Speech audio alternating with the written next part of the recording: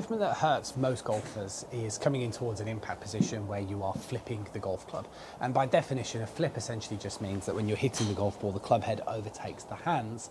And what you're looking for is for the hands to lead the club head. When the club head overtakes the hands, the club is going to be susceptible to kind of moving to the left-hand side. You're going to do things like add loft towards the club.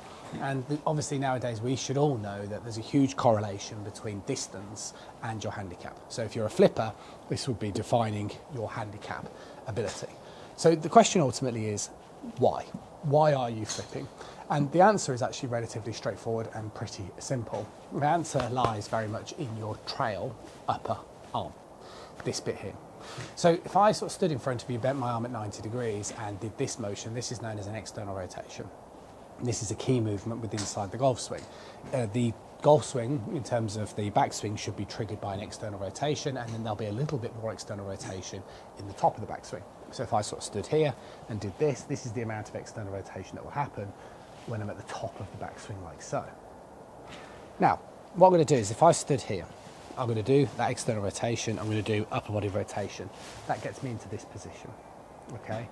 Now, as I then start the downswing, all I have to focus on is moving my upper arm nicely to the side of my body. And what you'll notice is the way that my right forearm points very much up to the sky. And when I'm doing this kind of motion, even really without any lower body rotation, you can see the way that my hands are always going to be leading the club head.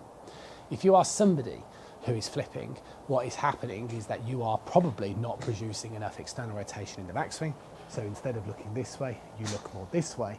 And then as you come down, you certainly don't rediscover enough external rotation and right arm adduction coming down.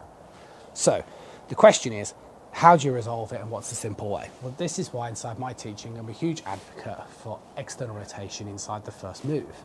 I don't personally see the benefit in having a takeaway which looks this way because you're going to have to do external rotation much later. It makes much more sense to do the external rotation inside the first movement as you then couple upper body rotation. The reason why, from this position, it's much easier to move your arms this way. If you're in this position, you've got to do a lot of rerouting, hence why it won't happen, hence why you're struggling to get rid of the flip. I'll see you soon.